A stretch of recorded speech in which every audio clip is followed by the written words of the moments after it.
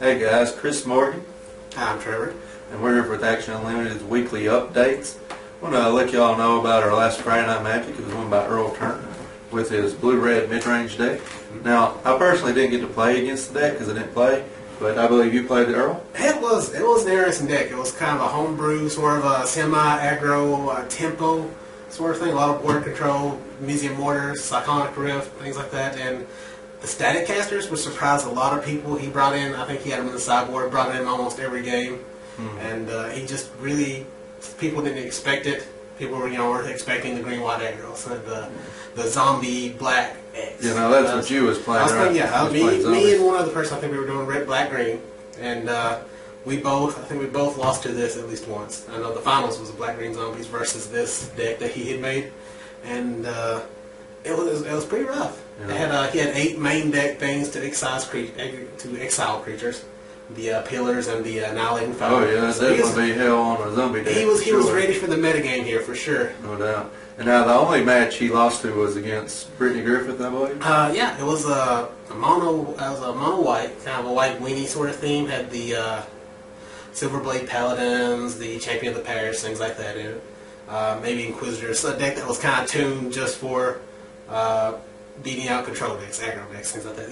Which you would expect zombies, but this one also had a lot of late game stuff. The big creature enchantment that gave it +2/+2/2 flying, oh yeah, full 4 flying and double strike and all that. But that was really the only problem he had all night. Other than it's just undefeated. Other than that, so. Yeah. And then he didn't even had a player in the top 4. No. I believe she got knocked out by Russell Pruitt. And then Russell Pruitt was playing the other zombie decks. Yeah, the other black. Pretty much as a cakewalk once he got to the finals. Even though watched the match, he lets him get him all the way down to 1 life, and then just proceeds to blow him out.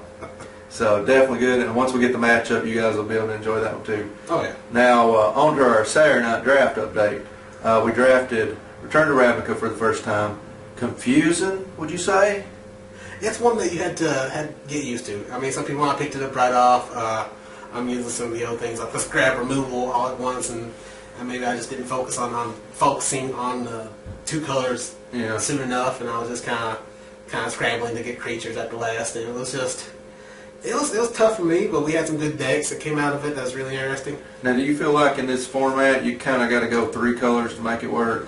You don't have to. I mean, maybe it's harder to get those certain colors for your deck. But one thing is, with all the guild gates that are floating around, they're easy to pick up. It makes it easier to splash, for sure. So what did you end up drafting? I tried to draft the black-red Rakdos. How'd that work out? Like I said, I was kind of scrambling for creatures right to last, so it was more of a mid-range Rakdos, I like to call it, but really bad Rakdos. We had 2 pods, and in the other pod there was a really aggressive, really great Rakdos deck that was drafted. Yeah, that one. That guy hit all the bombs he could have possibly. Yeah, all the cheap creatures that came to him, everything, all the good removal. Dreadbore for removal. Dreadbore, I think Augur. Yeah. That +4/-4, also great removal. Yeah. So he was pretty loaded, but surprisingly, he didn't win. No. This draft was taken down by Brittany Griffith with her red-green and just a light splash of blue deck. Which is great because it's a red-green. It's not one of the guilds and Return to Ravnica. It's going to be out in Red Gate Crash, so that she didn't have any gates for her main color. She didn't have. It was just an odd combination that you wouldn't expect in Return to Ravnica. And she was really worried about this too because she had drafted so many different colors. Yeah. Because she kind of got stuck. She wasn't used to drafting, gold cards. Yeah. So she had some that wouldn't even fit in. It's kind of a struggle to actually make it work, but the cards that she had they functioned very well together. Oh yeah, I never actually got to play them myself, but I heard it was it can be pretty brutal. Had a lot of big creatures. Had the Izzet card, the blue-red Izzet card that make all your creatures unblockable. Yeah. And she had the Wild Beastmaster or whatever it was. Yeah. And I believe that's the reason she was blowing people out. That could just win games. Yeah. So kudos to Brittany on that win. I believe that might be her first win for draft. Yeah, her first win, and then I think that was Earl's first Friday Night Magic too. Earl's first Friday Night Magic. He'd been in the finals. Yeah, he'd been in contention for a while. For a while, and just never could get over that hump and read the metagame correctly. And just I was really happy to see it, and I'm always happy to see the homebrews make it. Yeah, too. no doubt. You know, a lot of people can look up, the Star City game deck list and things like that, and try to expect what's coming up. But it's always fun to see something that somebody can, just sat down, came up with a list themselves, and just kind of, build something from the ground up. So that's always fun to see. Yeah, so the rest of those. And if you guys want to, join us, our Friday Night Magics are always at 7 o'clock every Friday, and then we're going to have drafts starting at 5 on Saturdays. So come on down. I mean, you can't beat a $12 draft, $3 Friday Night Magic, so $15 for a whole weekend of great magic.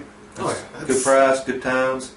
And you're always going to end up with store credit from drafts, from Friday Night Magics. We pay out, if you get in third or fourth place, you're going to get your $3 back as store credit. That's your entry fee. And then 75% of that's brought in is going to first and 25 to second. Top 4 gets something, and if you're not in the top 4, you have the random chance to get one of the promo cards. Yep. So. And so even if you don't make top 4, you still got a shot at one of those sweet cards, and I believe it's an Evolving Wild. Yeah, and it looks really nice. Oh, it's beautiful art. I love the alternate one. Definitely hoping to get one of those from ADH deck. Oh yeah. But good times. Now, the last thing we're going to talk about today is the update for the Star City Games Invitational Qualifier. $250 cash coming up, guys. You're definitely going to want to take advantage of this. It's going to be on the 20th at 3 o'clock. That's what time we're going to start playing. Registration is going to start at 2. So be there early, get it ready, maybe play, test it a little bit, try to get your sideboard just right there beforehand, just make sure you're ready to go. But just be there, be ready to play. Should be a lot of people. We're expecting hopefully 30-something? I'd like to see 30, 35 people. Yeah, let's make this really big, guys, so we can keep doing these, because this is what this area needs. Oh, yeah. We need quality tournaments around here because there are a lot of quality players in this area. Yeah. But you might start feeling a little hungry. That's where Action Unlimited is going to come in. We are going to make sure there are plenty of things for you to eat at this tournament. Oh, yeah. We're going to have barbecued pulled pork sandwiches. You've had it before for the Friday nights before. Yeah, awesome. pretty good stuff, ain't it? Oh, We're going to have chili chips and cheese. We're going to have chili dogs. And hopefully, I don't know if this is possible yet, but we got a pizza place right beside us here that makes awesome cupcakes. They are really great, aren't they? Oh, they're fantastic. I just had 2 earlier, so Yeah. So I would love to see more there, for sure. So hopefully Gail will whip us up some cupcakes with, magic theme to the guilds. We'll see what happens, but hopefully that all works out. Mm-hmm. And definitely come on out, support us, support the community.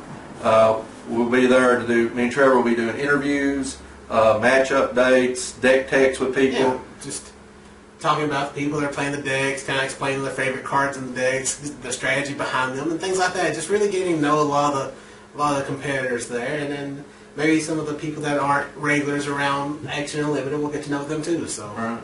So hopefully we'll see y'all there.